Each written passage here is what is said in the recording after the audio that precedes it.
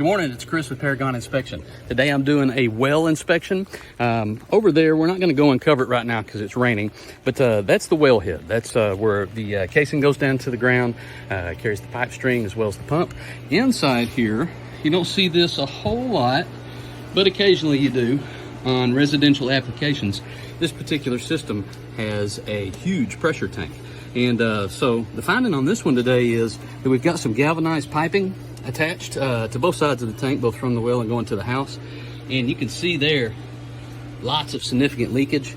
And when you get over here to the underside of this tank, there are also some pinholes in the tank. So the tank needs to be replaced. A tank of that size would be pretty significant cost to replace that. So we're going to make the owners aware of that.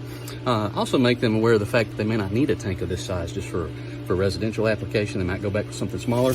We just want to be sure that everyone's educated and ready as they move into their new home and understand what the maintenance needs will be on this well. Take care. Have a great day. Bye.